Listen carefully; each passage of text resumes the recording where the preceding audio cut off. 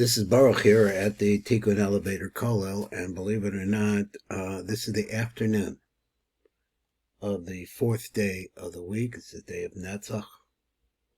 It's the afternoon of the 22nd day of Adar. We've been learning the Likutei Maharan, famous Likutei Maharan, and I'm trying to analyze it and going through it and trying to understand all the depth of, or that I can gather.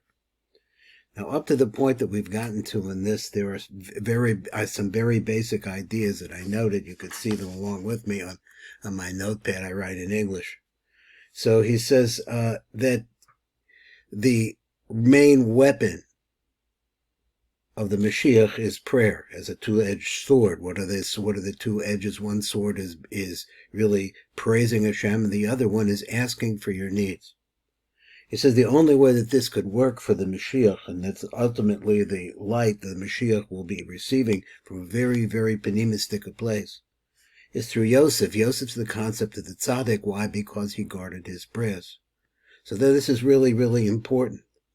Now he comes to this, is that what happens is, though, in life, even if you went through the first parts and you were able to guard your prayers, and you did everything you can to perfect yourself, but you come to pray, and you find out that you have a lot of trouble concentrating because all kinds of outside thoughts are coming in.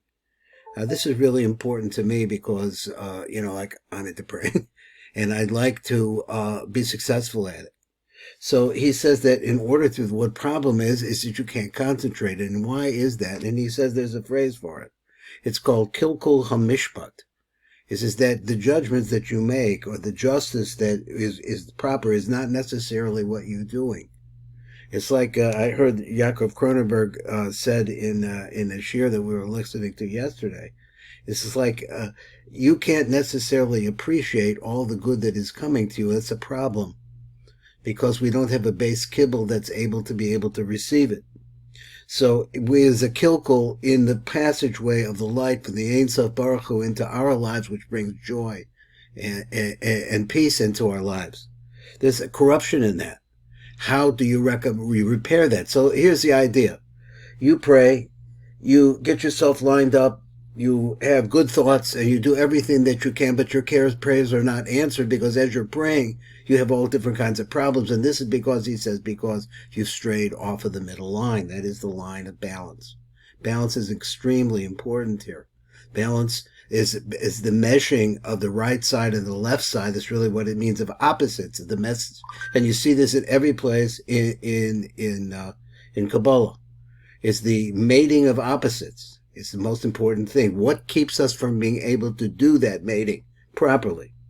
Well, he said, kilkul mishpat, because in your own life you made mistakes. How do you repair them? You could repair them through tzedakah. And once you understand the tzedakah, then you can understand more about Yosef HaTzadik as he came to feed his family, not just his family, but all the generations. He set us up to be able to be fruitful and multiply and become the Jewish people. So this will, I think, a little bit about where we've gotten to now.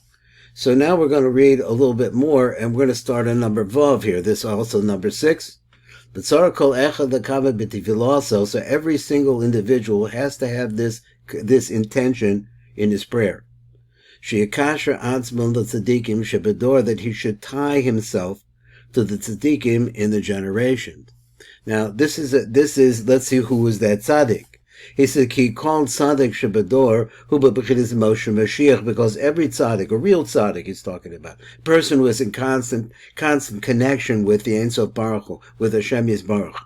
It's called tzaddik shebador, hu b'bechinas Moshe Mashiach, is the answer that Moshe has a Mashiach. Kamoshe Betzina, we find the tzaddikim korim zel dezeh Moshe. So we say there's a Gemara over there, Shabbos. The Gemara says that the tzaddikim used to call each other Moshe, meaning that Moshe is the concept of the real tzaddik. Moshe shafer ka'amat, like for example, he quotes the Gemara over here in the Talmud in Masechta Shabbos. He says ka'amat, Moshe zebechin is Mashiach. So Moshe is the Mashiach. Who is Moshe? Moshe is the one that brought us out. He's the one that brings us out. He's the one that brings us up. Kamosha Kasav al Yad Ad Ki Yavu Shiloh, until the time that Mashiach comes. Who is that? The Moshe Mashiach. Who is this one that's coming? Is Moshe Mashiach. That's a Zohar over another place. Tefillah should call Echad Mispala. Now the Rebbe says like this: every single prayer that a person prays, it's like a limb of the Shechina, or an organ of the Shechina. Shehem Evarech Mishkan, which are in fact the different sections of the Mishkan, which is the tent of meeting, the Mishkan, the place where the Shechina dwells.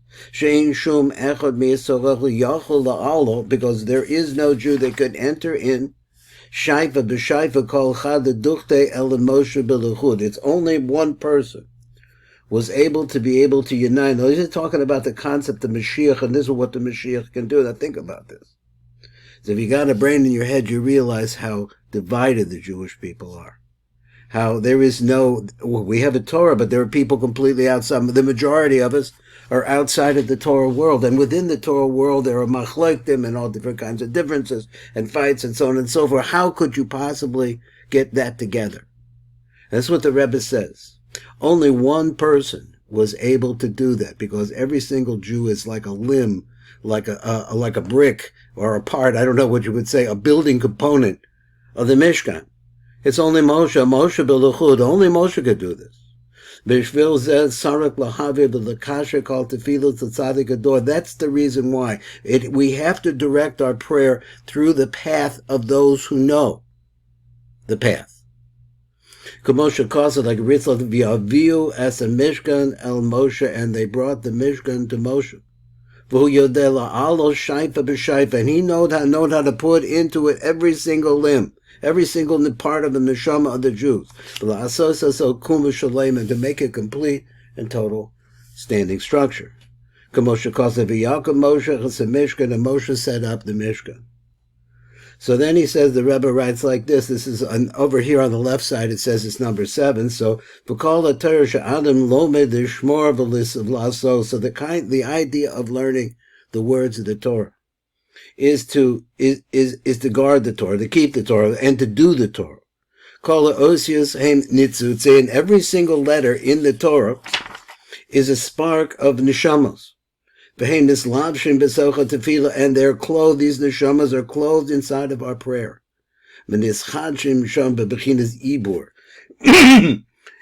they become renewed there. And we see this many places in Kabbalah. It says there has to be an inception of physicality. So they become nusham bebechinas ibor, the concept of embryonic stage. We see how the Gilgulim work.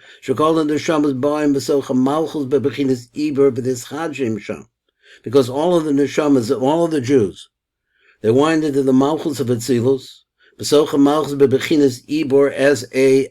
an embryonic stage, just at the point of conception. They have to be conceived, and there they are renewed.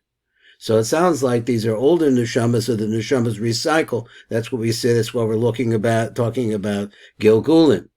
And this is the meaning. Here's a new phrase. And the heavens say over the glory of God. That is the Torah, which is composed of fire and water.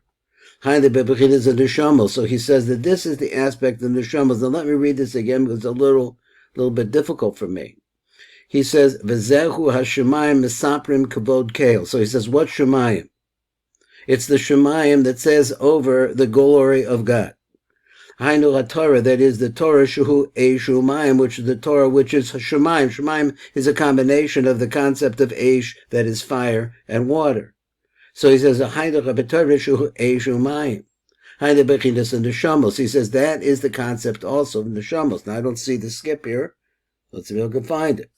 And so all of these sparks which he's talking about, which are coming from the Torah, all of them enter into our prayer, which is actually the concept of the glory of God. Kael is the God of kindness.